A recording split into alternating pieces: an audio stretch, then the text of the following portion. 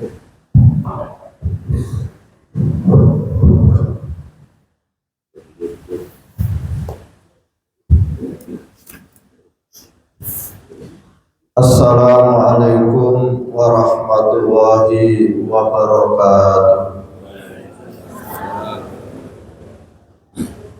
Al-Fatihah. A'udzu billahi minasy syaithanir rajim. Bismillahirrahmanirrahim. Alhamdulillahi rabbil alamin. Arrahmanir rahim. Maliki yaumiddin. Iyyaka na'budu wa iyyaka nasta'in. Ihdinas siratal mustaqim. Siratal ladzina an'amta 'alaihim ghairil maghdubi 'alaihim waladdallin. Amin. Bismillahirrahmanirrahim. Lan lawang kang kaping 7 iku tomat. Tegese logo ing dalem hake manungsa. Krana lamun tomak sira kelawan suwi-wiji ing dalem hake manungsa, mongko ora gengser-gengser sira demen liya utawa pamer lan demen ujug rumangsa mulya. Bismillahirrahmanirrahim. Jadi ini Mbah Kiai menunjukkan pada kita bahwa pintu masuknya setan ke dalam hati kita yang ketujuh itu adalah tamak. Tamak itu keinginan untuk memperoleh sesuatu, itu bisa berupa harta, bisa berupa penghormatan atau kemuliaan dari orang lain. Maka ketika seseorang itu dalam hatinya itu ada keinginan untuk memperoleh kemuliaan atau memperoleh harta dari orang lain, itu oleh Mbah Kiai itu orang itu akan melakukan riya atau pamer, sehingga dia dituntun oleh setan untuk melakukan perbuatan-perbuatan yang tujuannya itu tidak karena Allah. Sebagai ilustrasi, misalnya seseorang yang ingin menjadi di sekitarnya atau terkenal menjadi orang alim, atau orang yang ahli ibadah, sehingga dia melakukan upaya untuk menunjukkan pada orang lain bahwa dirinya itu adalah orang ahli ibadah. Nah, bagaimana dia melakukan agar orang itu melihat dirinya itu ahli ibadah? Dari segi tubuhnya dia ditunjukkan pada orang lain seolah-olah dia kurus. Nah, orang lain akan menganggap, wah, orang ini ahli puasa, dia kelihatan kurus, lalu mukanya pucat, biar disangka orang itu bahwa dia itu suka bangun malam. Ini ada karena keinginan agar orang lain itu bahwa dia itu ahli ibadah, sehingga tubuhnya dibikin kurus, mukanya dibikin pucat. Orang menyangka, wah, kurus karena banyak berpuasa, orang prihatin mementingkan kepentingan akhirat sehingga makannya sedikit-sedikit. Mukanya pucat, wah, ini tiap malam tidak tidur karena beribadah sehingga pucat. Padahal itu dia niatnya agar dianggap orang itu ahli ibadah. Lalu dari segi pakaian, dia pakai jubah, pakai putih-putih, pakai sorban, sehingga orang lain menyangka, wah, ini orang yang khusyuk ahli ibadah. Padahal dia keinginannya yaitu tadi biar orang menganggap bahwa dia itu orang alim, orang ahli ibadah. Padahal itu adalah untuk sekedar menunjukkan bahwa dia itu biar dianggap orang ahli ibadah. Yang ketiga, dari segi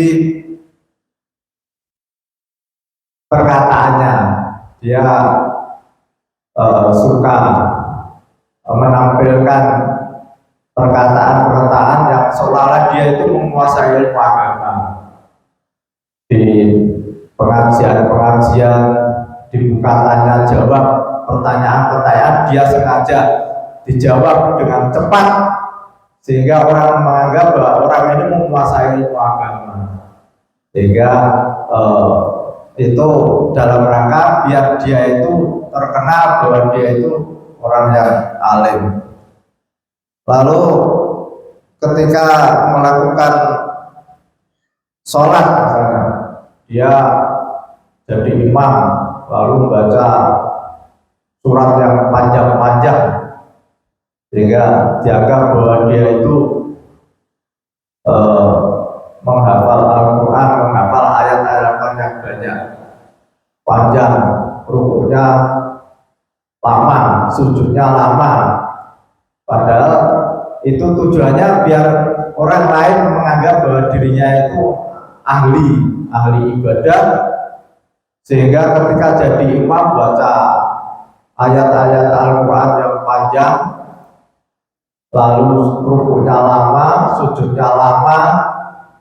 Tapi ketika dia di rumah atau sholat sendirian, itu bacanya surat Qul sama An-Nas, lalu sujudnya tepat karena tidak dilihat orang lain. Tapi kalau ketika dia bersama orang banyak, dia tunjukkan bahwa rukuknya lama, sujudnya.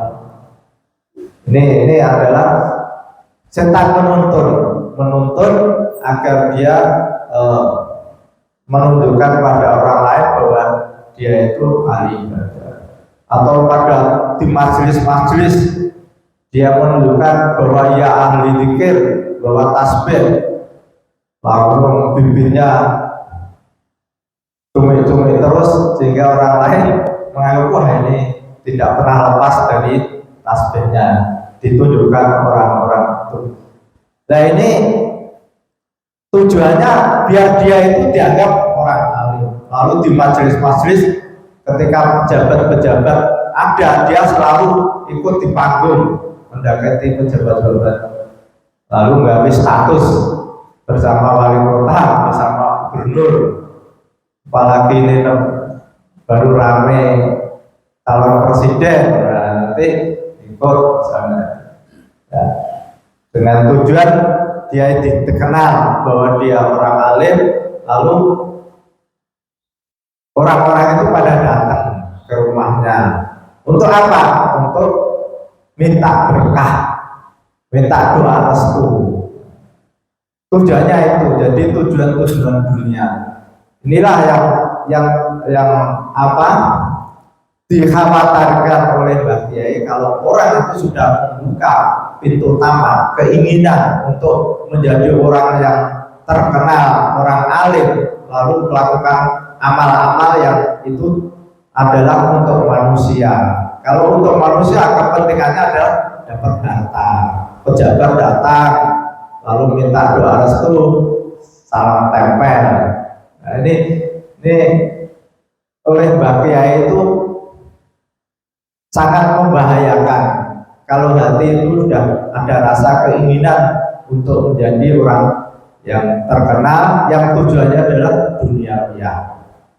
Maka oleh Mbah Kiai, orang yang sudah kemasukan seperti itu, ada kepentingan pamer-pamer, tujuannya duniawiya, harus digembok. Gemboknya apa? Yaitu sabda Rasulullah SAW. Rasulullah SAW bersabda bahwa besok di hari kiamat orang yang pamer itu akan dipanggil, hei orang yang dolim, hei orang yang pamer, amalan yang sesat, amalanmu adalah sesat, pahalamu sia-sia. Pergilah, ambillah pahalamu dari orang-orang yang waktu itu kamu melakukan amalan-amalan itu. Jadi besok di hari kiamat orang-orang yang melakukan amal-amal kebaikan tapi hanya untuk kepentingan biar dia dilihat orang, maka oleh Allah ditolak. Dia suruh minta pahala pada orang-orang yang dia inginkan itu. Jadi tapi memang sulit bagi kita antara pamer dan ikhlas itu sangat-sangat sulit. Kadang-kadang kita sudah berusaha bersih nilai ta'ala, tapi di hati kita setan membisikkan kamu sudah berhaji berapa kali. Nah itu kan nanti kadang-kadang dipancing ketemu, Pak kamu udah haji? Sudah. Berapa kali Pak? Saya 1. Wah, saya udah 5 kali. Nah ini kan sudah muncul ada rasa pamer bahwa dia mampu haji 5 kali. Apalagi atau mungkin amalan yakat. Kamu udah yakat? Udah berapa? 1 juta. Oh saya 25 juta. Nah ini akan menghubungkan pahala. Berarti pahala yang mestinya tidak perlu diceritakan, amalan yang mestinya tidak perlu diceritakan, tapi setan itu membisikkan kita. Kadang-kadang ya saya sendiri kadang-kadang ya dibisik setan. Kadang-kadang waktu sholat sendiri cepet, tapi untuk jadi imam dibuat agak lama. Nah, ini kan jadi kalau ya kita pinter-pinter itu kadang-kadang terlena melakukan itu, atau mungkin kita jadi pengurus takmir. Kadang-kadang ya ada keinginan biar dipuji orang. Takmirnya itu dulu pada ada kegiatan ini besok diganti ini begini-begini ya. Kita harus hati-hati itu, karena nanti kita sudah berusaha beribadah dengan sebaik-baiknya, tapi dirusak oleh setan dalam hati kita, yaitu tadi pamer itu. Nah pamer itu merusak pahala kita. Allah itu paling benci terhadap orang-orang yang pamer itu. Kita dituntut untuk ikhlas. Nah, ikhlas ini memang harus dilatih mulai sekarang. Kita apapun yang kita lakukan itu harus benar-benar karena Allah. Tapi ya tidak langsung seperti membalik pisah goreng lalu diwali. Kita harus berlatih untuk ikhlas itu, karena memang umumnya manusia itu ingin dipuji dan marah kalau dicaci. Itu sifat manusia, sehingga ketika kita melakukan amal kebaikan dipuji itu hati kita itu merasa senang, dan ketika kita melakukan amal kebaikan tapi dicaci orang itu kita benci. Dan mestinya menurut Mbak Kia ini kita dipuji maupun dicaci itu sama saja, tidak ada kepentingan orang lain. Jadi kita silakan mau mencaci mau memuji, bagi saya tidak ada artinya. Yang penting saya hanya lillahi ta'ala. Al-Fatihah. Bismillahirrahmanirrahim. Alhamdulillah. Iyyaka na'budu wa iyyaka nasta'in ihdinas siratal mustaqim siratal ladzina